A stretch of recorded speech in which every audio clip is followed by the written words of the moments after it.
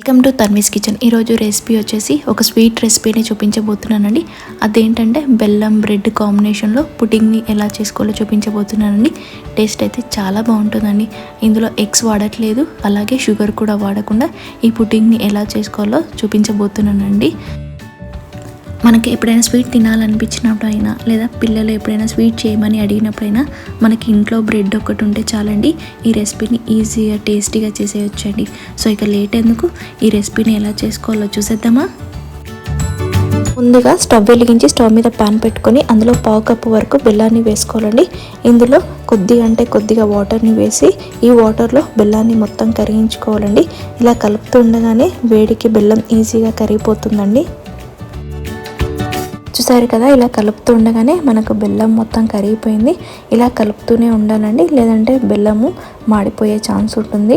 కాసేపటి తర్వాత బెల్లం రంగు చూడండి పూర్తిగా మారిపోయి మనకు బెల్లం కూడా చిక్కగా అయినట్టు కనిపిస్తుంది కదా. ఇప్పుడు ఇందులో కొద్దిగా మళ్ళీ వాటర్ని యాడ్ చేసుకోవాలండి. వాటర్ వేసాక ఈ వాటరు బెల్లంలో బాగా కలిసిపోయేటట్టు మళ్ళీ అంతా ఒకసారి మంచిగా కలుపుకోవాలండి. మామూలుగా అయితే ఈ బ్రెడ్ పుడ్డింగ్ని షుగర్ క్యారమిల్తో చేస్తారండి, కాకపోతే నేను ఇక్కడ బెల్లం వాడి చేస్తున్నాను. సో బెల్లం వాడినప్పుడు కూడా మనకు క్యారమిల్ రంగు అనేది రావాలండి. మీరు వీడియోలో చూస్తున్నారు కదా, ఈ విధంగా రంగు వచ్చి కొద్దిగా వాటర్గా ఉంది కదా, ఇలా ఉన్నప్పుడే మనం స్టవ్ ఆఫ్ చేసుకొని ఈ మిశ్రమాన్ని ఒక గిన్నెలోకి తీసుకోవాలండి. ఇలా గిన్నెలోకి తీసుకున్న తర్వాత గిన్నె అడుగు భాగాన కొద్దిగా స్ప్రెడ్ చేసినట్టు ఈ క్యారమిల్ని అనేసి ఈ క్యారమిల్ని పూర్తిగా చల్లారనివ్వాలండి. ఇది చల్లారేలోపు మనం బ్రెడ్ని కట్ చేసుకుందామండి. ఇక్కడ నేను 4 స్లైసెస్ బ్రెడ్ తీసుకున్నానండి. దీనికి బ్రౌన్ పార్ట్ అనేది ఈ విధంగా కట్ చేసుకుందామండి. ఈ పుడ్డింగ్ చేయడానికి ఇందులో మిల్క్ బ్రెడ్నే వాడాలండి, వేరే బ్రెడ్ని ఏం యూస్ చేయకండి. ఒకవేళ మీతో బన్ ఉన్నా బన్తో అయినా ఈ రెసిపీని చేసుకోవచ్చండి. ఇప్పుడు బ్రెడ్ని చిన్న ముక్కలుగా చేసుకొని ఒక మిక్సీ జార్లో వేసుకోవాలండి. ఇలా బ్రెడ్లన్నీ చిన్న ముక్కలుగా చేసుకున్న తర్వాత ఇందులో ఫ్లేవర్కి తగ్గట్టుగా 2 ఇలాచీలను యాడ్ చేసుకోవాలండి. ఒకవేళ ఇలాచీ వద్దు అనుకుంటే మీ దగ్గర వెనిలా ఎసెన్స్ ఉన్న వెనిలా ఎసెన్స్ ఒక 2 డ్రాప్స్ వేసుకోండి. ఇప్పుడు మిక్సీ జార్ మూత పెట్టేసి వీటిని ఫైన్ పౌడర్లా చేసుకోవాలండి. ఇప్పుడు ఈ బ్రెడ్ పౌడర్ని పక్కన పెట్టేసుకుందామండి. ఇప్పుడు వేరొక ప్యాన్ తీసుకొని అందులో 1/2 లీటర్ వరకు పాలను తీసుకోవాలండి. ఇదే పాలల్లో 1 టేబుల్ స్పూన్ కస్టర్డ్ పౌడర్ని వేసుకొని కస్టర్డ్ పౌడర్ ఉండలేమి లేకుండా పాలల్లో బాగా కలిసిపోయేటట్టు కలుపుకోవాలండి. ఇలా కస్టర్డ్ పౌడర్ పాలల్లో బాగా కలిసిపోయిన తర్వాత ఇప్పుడు స్టవ్ ఆన్ చేసుకొని మళ్ళీ కలుపుతూ ఉండాలండి. మనం కలపటం ఆపేస్తే ఈ కస్టర్డ్ పౌడర్ అనేది తొందరగా ఉండకట్టేస్తుందండి. సో ఉండలేమి లేకుండా ఈ కస్టర్డ్ పౌడర్ పాలల్లో బాగా కలిసిపోయి చాలా థిక్గా అవ్వాలండి. సో అంతవరకు దీన్ని కలుపుతూనే ఉండాలండి.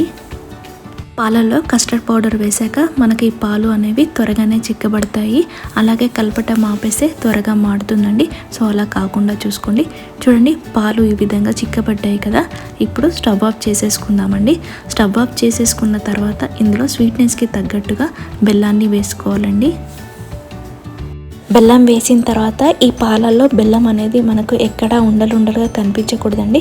సో ఇలా కలుపుతూ ఉంటే ఈ బెల్లము పాలల్లో కలిసిపోతుందండి. అంతేకాదు పాలు కూడా కొద్దిగా వేడిగా ఉన్నాయి కాబట్టి ఇలా కలపటం వల్ల బెల్లం ఈజీగా పాలల్లో మెల్ట్ అవుతుందండి. చూడండి, బెల్లం మొత్తం పాలల్లో ఈ విధంగా మొత్తం కలిసిపోయింది కదా.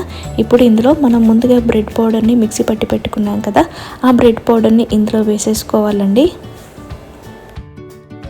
ఈ రెసిపీలో స్వీట్నెస్కి నేను బెల్లాన్ని వాడుతున్నాను కదండి, మీరు బెల్లం ప్లేస్లో షుగర్నైనా వాడొచ్చండి. షుగర్ వాడటం వల్ల మన హెల్త్కి అంత మంచిది కాదు కదా, అందుకనే ఈ రెసిపీని బెల్లంతో ట్రై చేశానండి. చూడండి, ఈ బ్రెడ్ మిశ్రమం కస్టర్డ్ పాలలో మొత్తం కలిసిపోయేటట్టు ఈ విధంగా మంచిగా కలుపుకున్నాం కదండి. ఇప్పుడు ఇలా కలుపుకున్న బ్రెడ్ మిశ్రమాన్ని మళ్ళీ మిక్సీ జార్లోకి వేసుకోవాలండి. అంటే మనకు బ్రెడ్ అనేది కొద్దిగా రవ్వగా కనిపిస్తుంది కదా, అదేమీ లేకుండా మనకి ఈ మిశ్రమం ఫైన్ పేస్ట్లా అయ్యేటట్టు రావాలండి. అందుకనే ఒకసారి మళ్ళీ మిక్సీ పట్టుకుందామండి.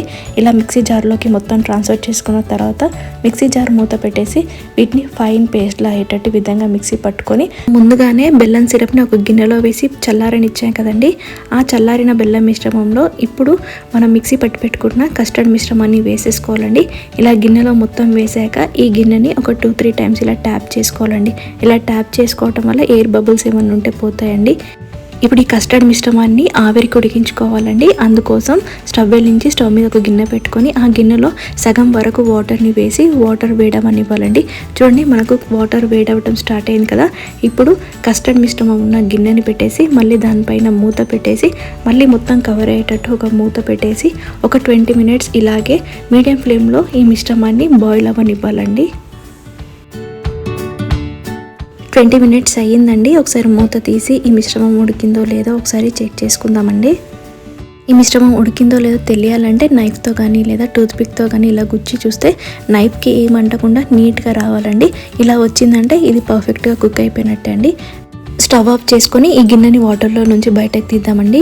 ఈ మిశ్రమం చల్లగా తింటే చాలా బాగుంటుందండి. అందుకని ఒక హాఫ్ అన్ అవర్ ఈ గిన్నెని ఫ్రిడ్జ్లో ఉంచి తీద్దామండి. హాఫ్ అన్ అవర్ తర్వాత చూడండి ఈ గిన్నెను బయటకు తీసానండి. ఇప్పుడు ఈ పుడ్డింగ్ ఎడ్జెస్ని చాక్తో ఇలా కొద్దిగా లూజ్ చేసుకుందామండి. ఇలా లూజ్ చేయటం వల్ల మనకి ఈజీగా బౌల్ నుండి రిమూవ్ అయిపోతుందండి. ఇప్పుడు పుడ్డింగ్ ఉన్న బౌల్ పైన ఒక ప్లేట్ పెట్టేసి ఈ బౌల్ని రివర్స్లో తిప్పి ఉంచాలండి.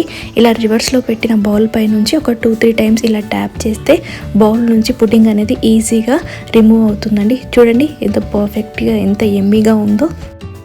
చూడండి మనకు పుడ్డింగ్ అనేది రెడీ అయిపోయిందండి. ఇప్పుడు ఈ పుడ్డింగ్ని బాదంతో కానీ లేదా పుదీనా లీఫ్తో కానీ జీడిపప్పుతో కానీ ఇలా గార్నిషింగ్ చేసుకోండి.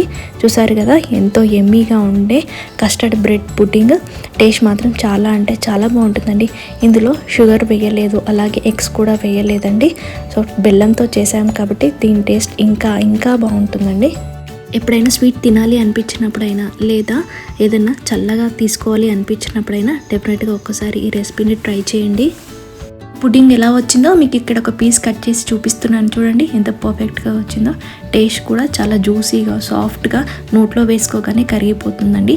సో పిల్లలు ఎప్పుడైనా ఏదైనా స్వీట్ అడిగితే డెఫినెట్గా ఈ రెసిపీని ట్రై చేయండి. చాలా అంటే చాలా బాగుంటుందండి. వాళ్ళకి డెఫినెట్గా నచ్చుతుంది కూడా. సో మీరు ట్రై చేస్తారు కదా. మీరు ట్రై చేసిన తర్వాత మీకు ఎలా వచ్చిందో కమెంట్ చేయండి. ఈ వీడియో మీకు నచ్చినట్లయితే please subscribe to my channel, like చేయండి, షేర్ చేయండి.